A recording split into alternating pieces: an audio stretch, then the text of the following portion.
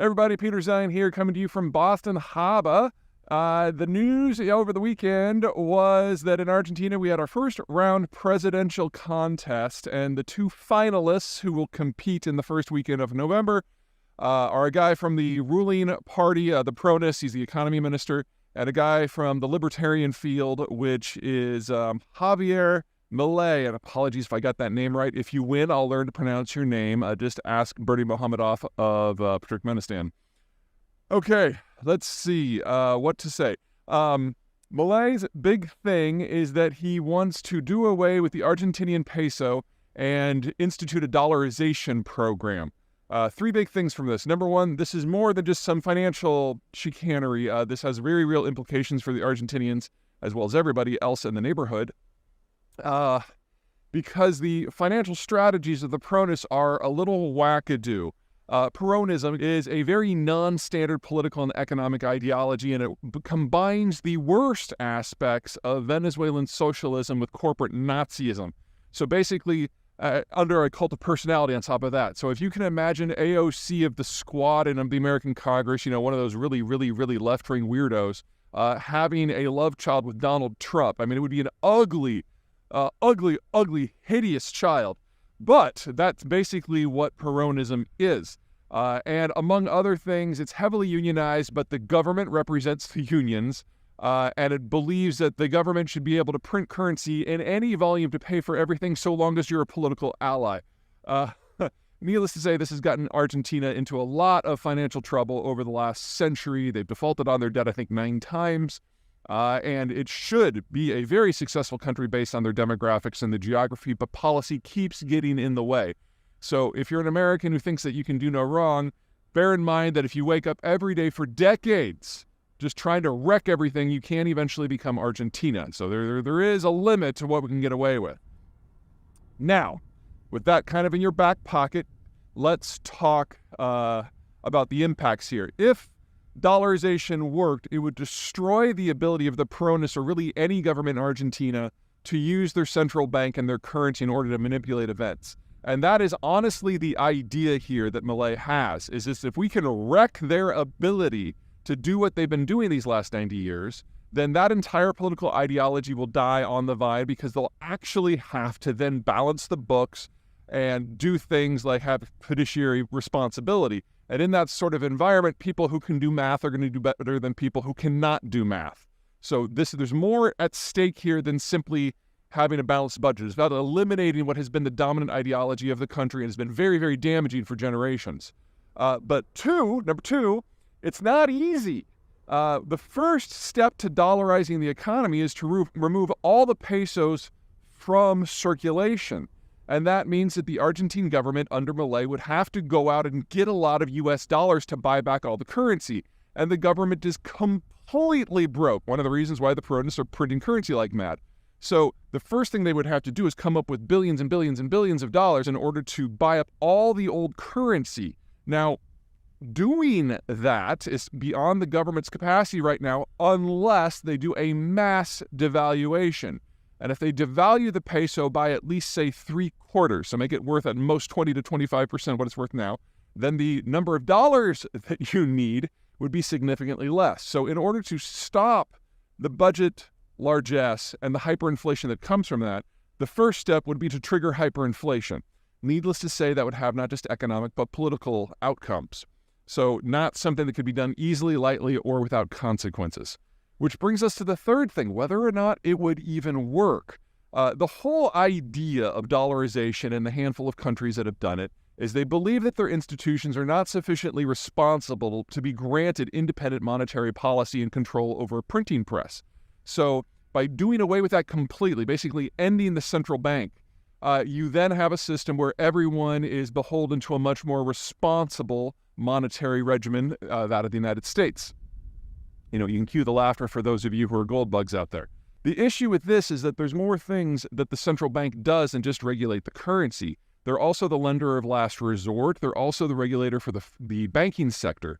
And if you have a central bank that does not have the capacity to step in and help the banks in a system that is as fiscally wobbly as Argentina, you're also going to have a bank run, a bank collapse, and nothing behind it to stabilize it. So for this plan to work, not only do a lot of things have to go right that are beyond Argentina's control, but Argentina would have to enter through a series of banking and fiscal reforms in a matter of days that most countries take a generation to do. There's a reason why dollarization as a rule is not something that states do, and it's certainly not a quick fix. It requires years of reforms, and it's not clear that the political and economic system in Argentina has that sort of durability or attention to detail. So honestly, dollarization as a rule reminds me a lot of Boston's participation in the Revolutionary War or modern sports. They hit hard right out of the gate, they pick a lot of fights, and then they largely sit out for the rest of the season.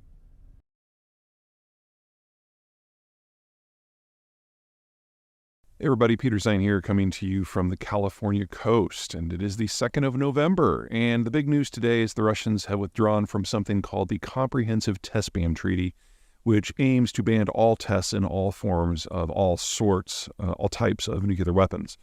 It's a little bit different from most of the arms control agreements that exist in the world. Most of the effective ones are bilateral treaties between the United States and the Soviets/Russians that have dealt with nuclear ceilings and the numbers of weapons and their stationings and their dispositions, and sometimes even down to conventional weapons.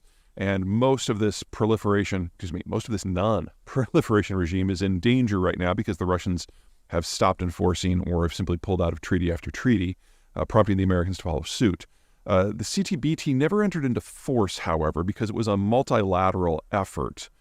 Unlike all of the Cold War treaties where Moscow and Washington sat down across a table from one another to hash out the details, sometimes with London or Beijing or Paris in tow, the CTBT was always a multilateral effort that involved over 100 countries.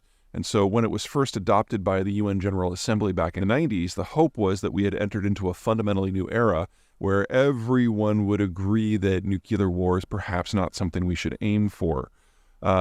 Because it came from the UNGA, because it wasn't negotiated primarily by the nuclear powers for the most part have not abided by it. It's not that there's been a huge amount of testing, but all the nuclear powers have decided to, what's the most polite way to say this, pretend the treaty doesn't exist.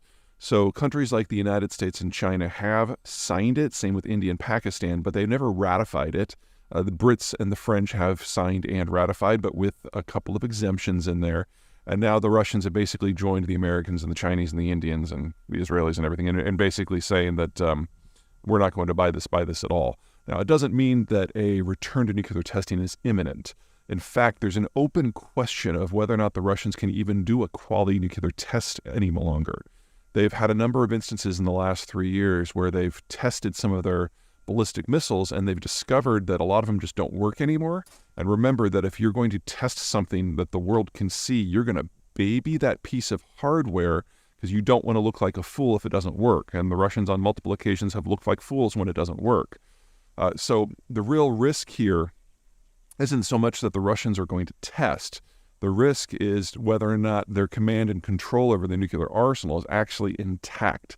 Because we have seen that the defense minister, Shoigu, has basically, even in the height of the war in Ukraine, continued to steal from the military hand over fist. And you hope that he's not stealing particularly interesting components from, say, the nuclear program, but the guy really has no ethics and no sense of patriotism, so you really can't rule that out. The nightmare scenario for me remains of what happens if Putin hits the big candy-like red button and nothing happens. And we now have seen on multiple occasions that American intelligence has penetrated so far into Moscow that we're basically knowing what Putin has for lunch before he even wakes up in the morning. And in that sort of environment, what do you do when somebody tries to kill 500 million people but fails?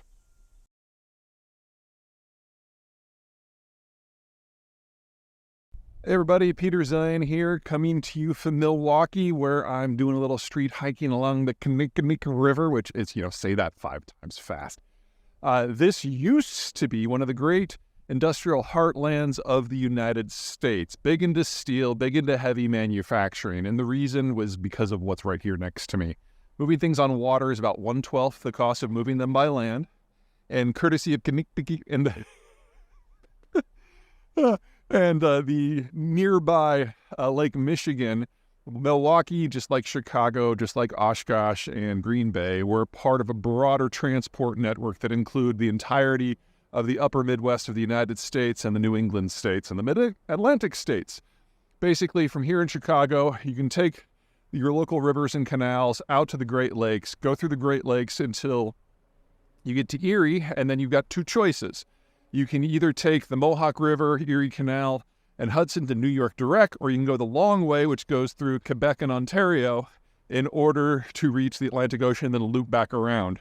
From New York, you go south through the Barrier Island system all the way to Miami. From Miami, you can go through the Barrier Island systems all the way to Matamoros, or you can hit New Orleans and go up the Mississippi River and go all the way back up to Chicago via a canal that links into the Illinois River. It's the Great Circle of North America, and it has long been one of the great manufacturing zones of the world until about 1920.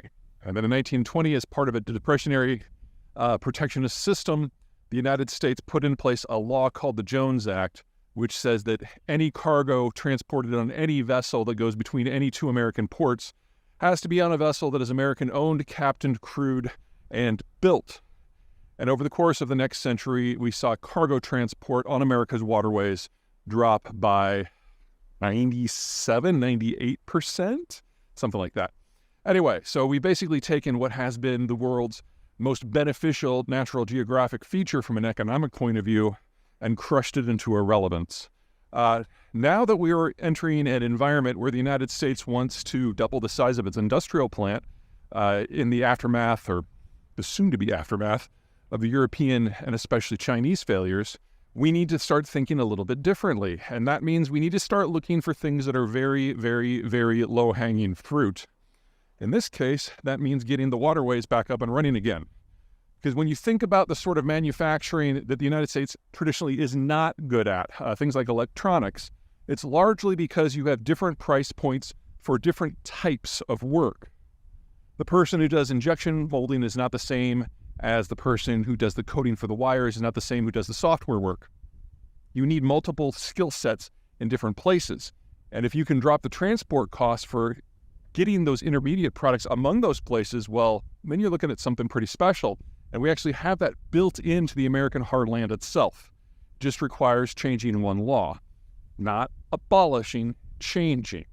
Part of the Jones Act, the Interstate Commerce Act, if you will, is about regulating commerce among the states on the water. And some of that we still need. We clearly need a national regulator.